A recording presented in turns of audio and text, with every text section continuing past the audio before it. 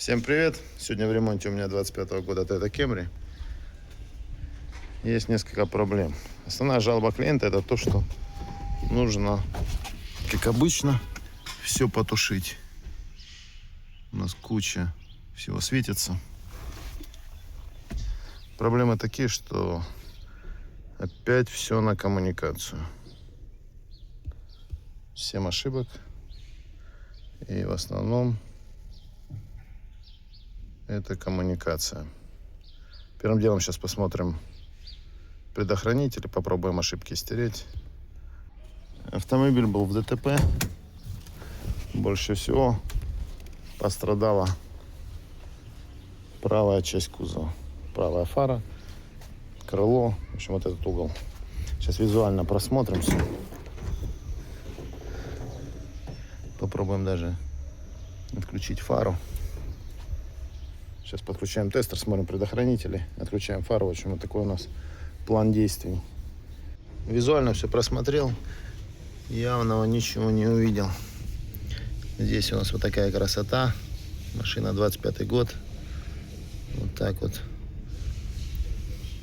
под бампер подсунули, чтобы не болтался. Супер вообще.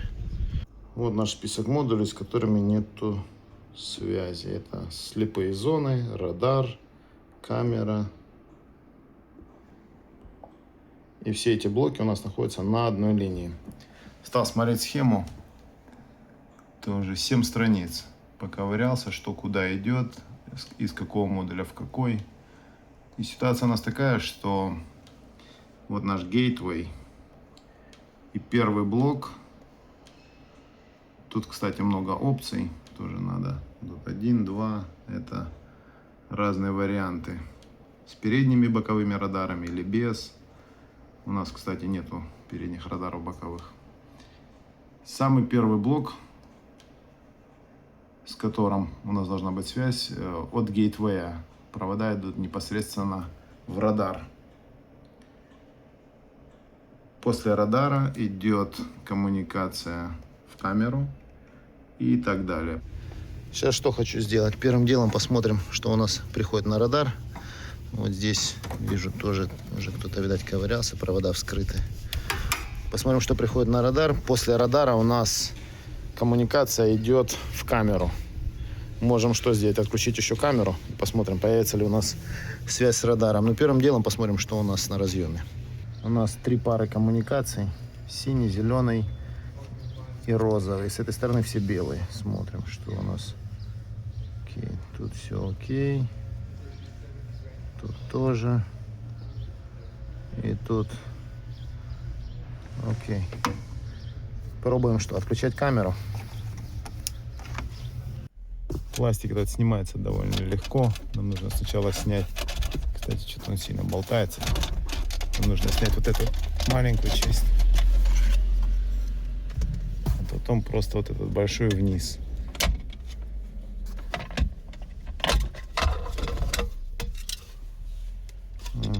Возможно, уже все снималось. Что, оценяем камеру. Проверяем. Момент истины. Зажигание у нас включено. Радар. Связи нет. Отсоединил разъем прямо от радара. Мы проверяли на этом разъеме. Проверил эти провода. С проводами все нормально. Сейчас будем снимать радар. Посмотрим. Возможно, сам радар имеет повреждения. Радар демонтировали. Есть небольшие потертости. Это кусок решетки отломан. Отломана вот такая вот защелка сверху. Ну, прям, чтобы явно был разломан. А вот это мне совсем не нравится. Что-то болтается внутри в радаре. Созвонился с клиентом. Клиент будет сам заниматься поиском и установкой радара. Поэтому похоже, что наша диагностика подходит к концу. Понятное дело, что у нас есть проблема с радаром. Радар, кстати, на удивление, не такой дорогой. Можно приобрести бэушный за 100. Новый в районе $300 от дилера. В ремонте Chevy Volt 17 года. Проблема такая, что клиент отдал машину на тонировку. Машину затонировали. Машину, говорит, забрал, загорелся чек. Это, вероятнее всего, просто совпадение. Появилась куча ошибок. Ошибки у нас все по питанию. Oxygen сенсор, EGR, на EVAP систему, на соленоид. Нашли сгоревший предохранитель. Предохранитель заменили. Как только запускается движок, предохранитель сгорает. Пятнашка. Сейчас замыкания нет.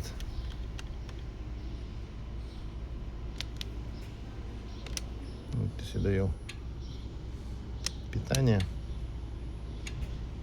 У нас здесь 12 вольт. Сейчас пробуем заводить движок и будем смотреть, что происходит. Даем питание. Заводи. А вот даже уже...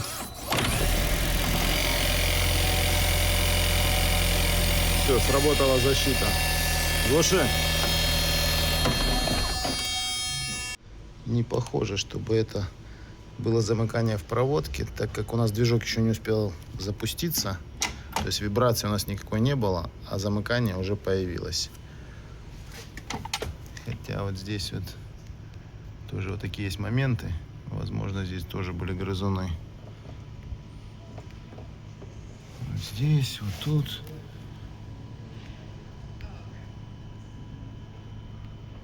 Окей, сейчас смотрим схему и будем искать. Вероятнее всего, у нас какой-то компонент замыкает. Если смотреть по схеме, вот что у нас висит на нашем предохранителе. Самое удобное это у нас EGR, доступ там хороший, и Oxygen сенсор. Также у нас есть EVAP соленоид и еще давление масла соленоид. Сейчас по одному будем отсоединять и смотреть на замыкание. Вот наш Oxygen и EGR. Начнем с него. EGR или тот же самый EGR. Сейчас надо будет клипсу отщелкнуть, фиксатор. И можно будет тогда снять. EGR отсоединил. Пробуем все то же самое, ту же самую процедуру. Ты готов? Даю питание. Запускай.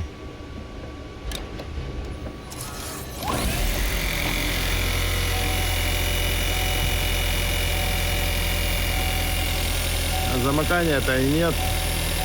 А ну иди сюда, одень фишку на вот этот разъем на EGR, одевай.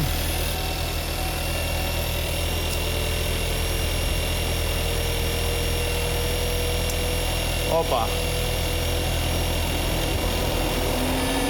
Слушай. Кинулись искать EGR этот. Оказывается, большая проблема. Цена у дилера $1400. На разборках, на ближайших разборках в Сакраменто нету. Ближайший город Стак, там где-то чуть больше часа ехать, $500 стоит. В общем, вот такие дела. Предохранитель заменили, разъем оставим не подключенным. Сейчас еще стираем все ошибки и отпускаем машину. Клиент будет заказывать EGR онлайн, там пару сот можно сохранить. В общем, с данным авто у нас все. 12 год Ford Mustang 5.0. Клиент хочет автомобиль зарегистрировать, но тут есть несколько проблем. На автомобиле установлены простые фары, а должны быть ксенон. Разъемы не подходят. Первым делом нам нужно исправить это. Второе, тут установлена вот такая вот приблуда. Надо это все подключать, потому что вот с этим всем автомобиль просто не зарегистрировать. Если за фары, за замену фар никто это не проверяет, самое главное, чтобы фары работали и ничего у нас не светилось, то вот за вот это все дело машину просто не зарегистрировать. С фарами тут довольно все просто. Я посмотрел уже схему. Тут у нас просто один дополнительный провод с питанием, а остальное все у нас все четко попадает. Ближний, дальний и масса. Разъем уже подпаяло. Обычно в таких случаях в параллель все устанавливаю. Маловероятно, конечно, что кто-то поставит оригинальные фары. Ну, на всякий случай. Сейчас все проверяем и переходим в салон. А ну, врубай. Дальний. Ближний, дальний, что-то не вижу. А, окей. Супер. Сейчас отключаем вот эту приблуду. Конечно, тут провода прокинуты. Просто замечательно. Она у нас подключается к педали газа. Сейчас протестируем.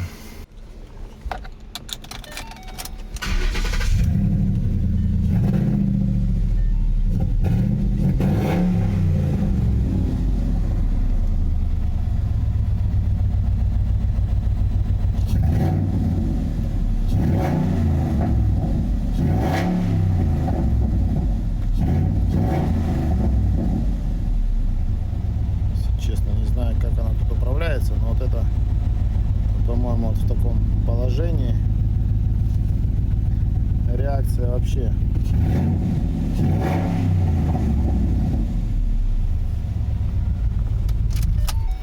И отрубаемся. Вот оно, все устройство. Вот этот разъем одевался на педаль газа, а вот это родной. Сейчас мы его подцепим. Подцепим к педальке. Да и все. Вот с такими устройствами машину просто не зарегистрировали. Кто знает, что конкретно делает это устройство, напишите. Okay. Все, устройство извлечено. Сейчас посмотрим, как без него.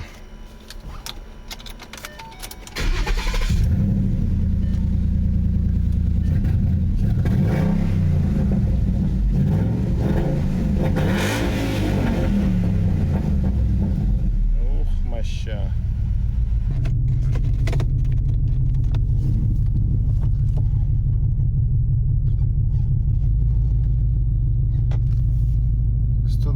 Тысячи миль пробег.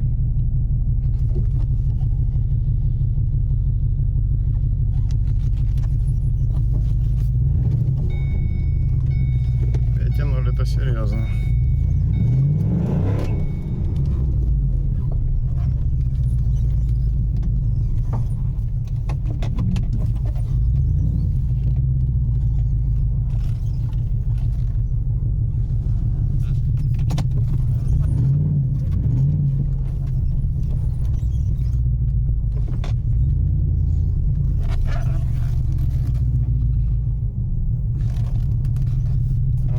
Переходим к другому аппарату. Сегодня все аппараты какие-то нестандартные. Клиент куда-то налетел, порвал тут провода. Сейчас поднимаем на подъемник, смотрим, что там происходит. Ну что, тут хорошо все. Сейчас снимаем защиту. Ну что, вскрытие показало, что тут довольно приличный кусок работы. Тут практически все провода повреждены. Хорошо те, что в обрыве вроде бы цвета все разные. Полностью перебитые провода восстановил. Остались у нас поврежденные. Сейчас буду их восстанавливать. Сейчас тоже все это поразрезаю, выкину эти участки, вставки сделаю. Вчера уже к концу рабочего дня с проводкой закончили. Сейчас хотим проверить предохранители, посмотрим, чтобы у нас ничего не светилось, и тогда уже все здесь упакуем.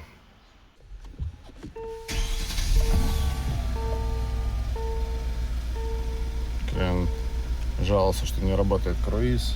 Круиз включился. Также не было температуры. Температура есть. Вообще ничего не светится. Все равно предохранители. Посмотрим, по что там были оплавленные провода. Вероятнее всего, все-таки что-то сгорело. Предохранители все целые, на удивление. Возможно, их уже поменяли, что в салоне, что под капотом. С предохранителем проблем нет. Тут уже подмотал, насколько это возможно. Зацепил, но это понятно, до следующего хорошего бордюра. С этой стороны чуть-чуть ситуация лучше, так как коса чуть тоньше. Но здесь, чтобы переделать, надо вот это вот все срезать и поднимать туда. В общем, ставим защиту и отдаем так, как есть. 18-й год. Сиена приехала к соседу на замену масла. А тут уникальная система крепления бампера.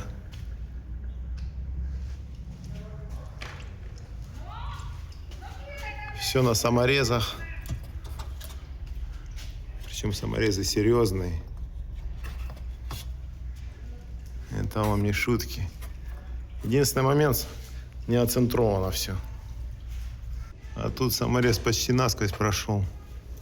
Тут все серьезно. Вот он. Супер система.